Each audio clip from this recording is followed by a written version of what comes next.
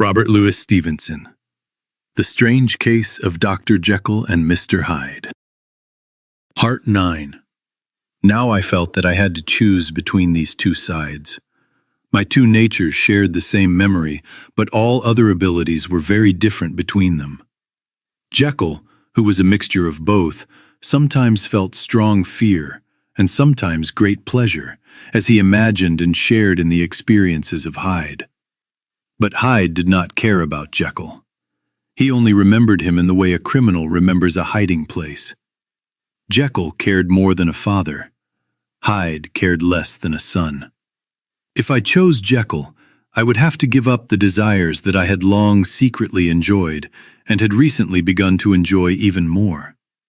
If I chose Hyde, I would have to lose many important interests and hopes, and I would become, at once and forever, hated and alone. The choice might seem unequal, but there was another point to consider. Jekyll would suffer greatly by giving things up, but Hyde would not even feel what he had lost. Strange as my situation was, this kind of choice is as old as mankind. The same reasons and fears decide the choice for any weak and tempted person. And it happened to me as it happens to most people. I chose the better side, but I did not have the strength to stay with it. Yes, I chose to remain the older and unhappy doctor, surrounded by friends and holding on to honest hopes. I said a firm goodbye to the freedom, the feeling of youth, the light movements, the sudden impulses, and the secret pleasures that I had enjoyed as Hyde. But I made this choice with some hidden doubt. I did not give up the house in Soho, and I did not destroy the clothes of Edward Hyde, which were still ready in my cabinet. For 2 months, however, I kept my decision. For 2 months, I lived a stricter life than ever before and enjoyed the peace of a clear conscience. But with time, my fear slowly disappeared. The voice of conscience became normal and less strong. I began to feel strong desires and pain, as if Hyde was trying to break free. At last, in a moment of weakness, I once again prepared and drank the transforming liquid. I do not think that when a drunk person thinks about his bad habit, he often feels the danger he is in. Because of his dull physical state, he usually does not understand it. In the same way, although I had thought about my situation for a long time, I had not fully understood the complete moral numbness and the easy readiness for evil that were the main qualities of Edward Hyde. But it was because of these that I was punished. My devil had been locked away for a long time, and when he came out, he was wild. Even when I drank the liquid, I felt a stronger and more violent desire to do evil. This must have caused the storm of impatience in me when I listened to the polite words of my poor victim. I say before God that no mentally healthy man could have done such a crime for such a small reason. I struck him with no more reason than a sick child breaking a toy. But I had chosen to remove all the inner controls that help even bad people stay somewhat steady when they face temptation. And in my case, even the smallest temptation made me fall. At once, the spirit of hell woke up inside me and became furious. With great excitement, I attacked the helpless body, enjoying every blow. It was only when I began to feel tired that I was suddenly filled with cold fear, even in the middle of my madness. The fog cleared. I saw that my life was lost, and I ran away from the place of my crime. I felt both proud and afraid. My desire for evil was satisfied, but also stronger, and my wish to live was at its highest point. I ran to the house in Soho, and to be completely safe, I destroyed my papers. Then I went out into the streets, lit by lamps, with a divided mind. I enjoyed my crime, imagined new ones, and at the same time hurried forward and listened behind me for someone chasing me. Hyde even had a song on his lips as he prepared the liquid. And when he drank it, he made a toast to the dead man. The pain of the change had not yet finished when Henry Jekyll, with tears of gratitude and regret, fell to his knees and raised his hands to God. The cover of self-indulgence was completely torn away. I saw my whole life clearly.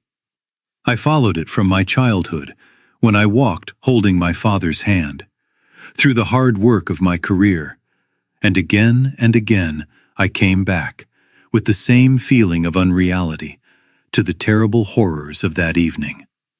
I wanted to scream. With tears and prayers, I tried to push away the terrible images and sounds in my memory, but they kept coming back. And between my prayers, the ugly face of my guilt looked straight into my soul. As this strong feeling of regret slowly became weaker, it was replaced by a feeling of joy. The problem of my behavior was solved. Hide was now impossible. Whether I wanted it or not, I was now limited to the better part of my life. And how happy I was to think about this. With what willing humility I accepted again the limits of normal life. With what honesty I locked the door through which I had so often passed and broke the key under my heel. The next day, the news came that the murder had been discovered. Hyde's guilt was clear to everyone, and the victim was a man who was highly respected. It was not only a crime, it was also a terrible mistake. I think I was glad to hear this.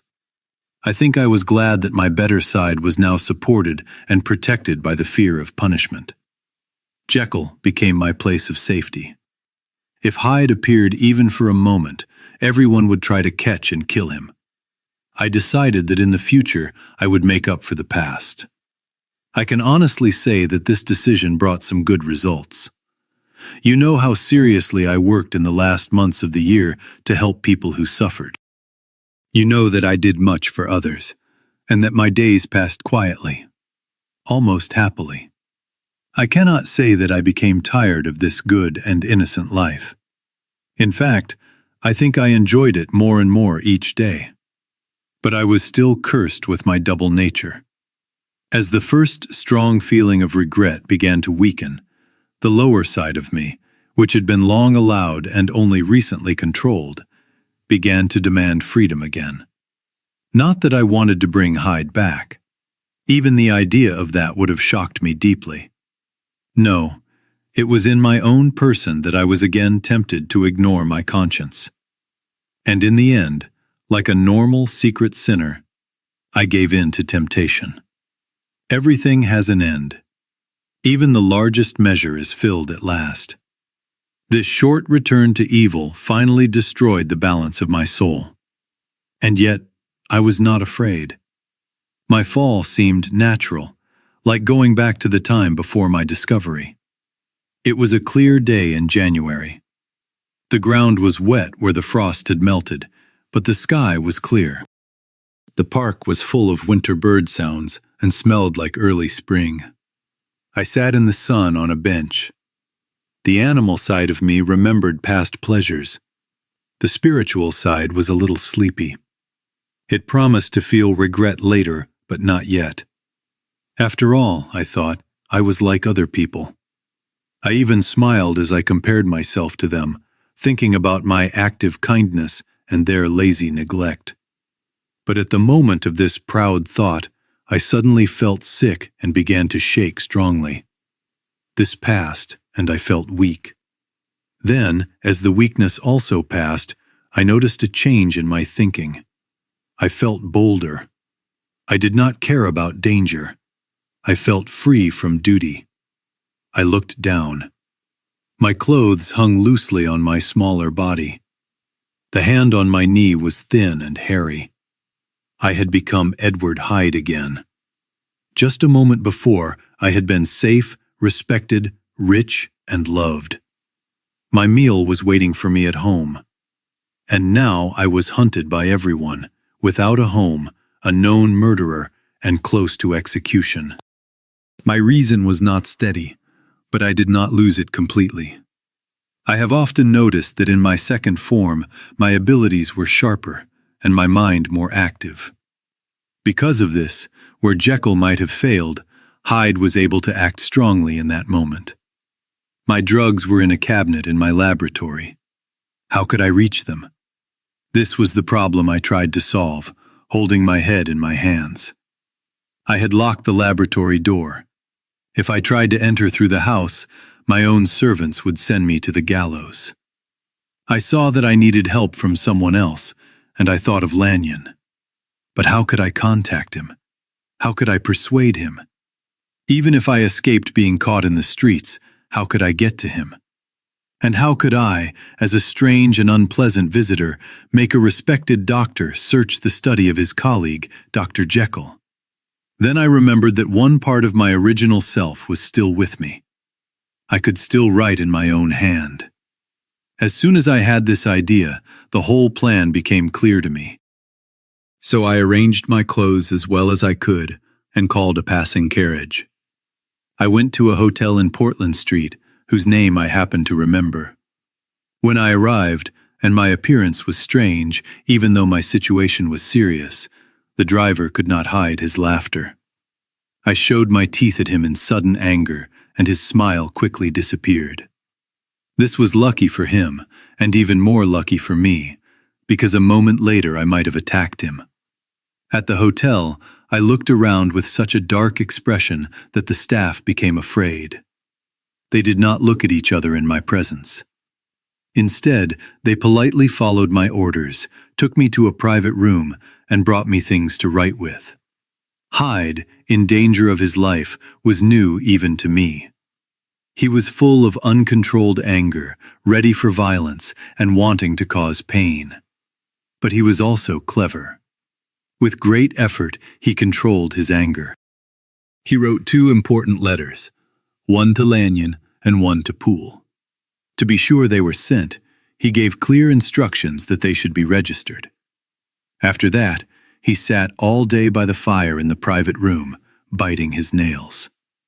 He ate there alone, with fear inside him, while the waiter was clearly afraid of him. When night came, he left in a closed carriage and was driven around the city streets.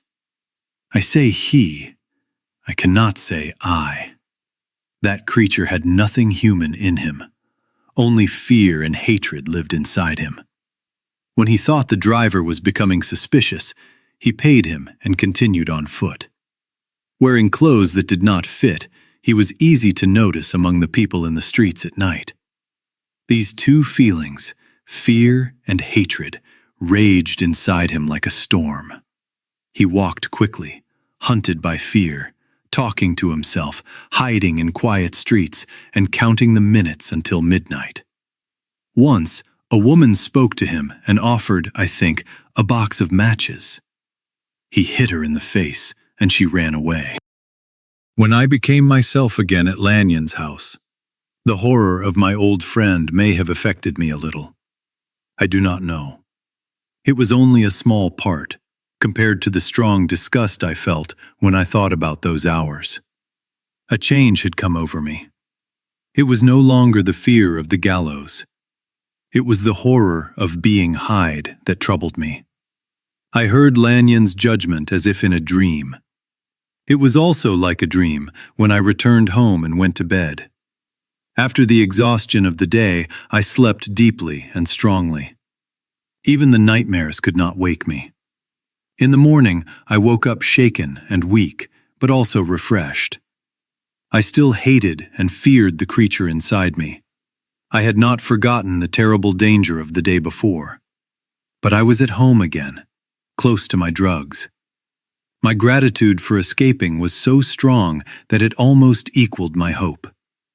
After breakfast, I was slowly walking across the yard, enjoying the cold air. Suddenly, I felt again those strange sensations that came before the change. I only just managed to reach my cabinet before I became Hyde again, full of wild and cold emotions. This time, I needed twice the usual amount of the drug to return to myself. And sadly, 6 hours later, as I sat looking into the fire, the pain came back, and I had to take the drug again. From that day on, it seemed that only a great effort, like physical exercise, and only the immediate effect of the drug allowed me to remain Jekyll. At any time, day or night, I could feel the warning shake before the change. Most of all, if I slept, or even rested for a moment in a chair, I always woke up as Hyde. Under this constant fear, and because I stopped sleeping, I became weaker than I thought possible for a man.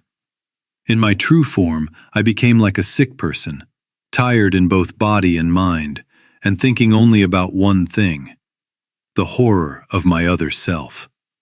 But when I slept, or when the effect of the drug ended, I quickly became Hyde again. My mind filled with terrible images. My soul was full of hate without reason. My body seemed too weak to hold the strong energy inside it. Hyde seemed to grow stronger as Jekyll became weaker, and the hate between them was now just as strong on both sides. For Jekyll, this was a matter of survival. He had now seen the full ugliness of the creature that shared his mind and would also share his death. These connections alone were already very painful for him. But he thought of Hyde, despite his strong life energy, as something not only evil, but also unnatural. This was the most shocking part.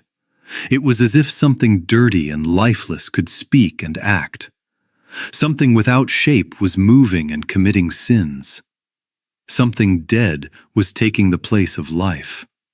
And even worse, this horrible thing was more closely connected to him than a wife, closer than his own eye.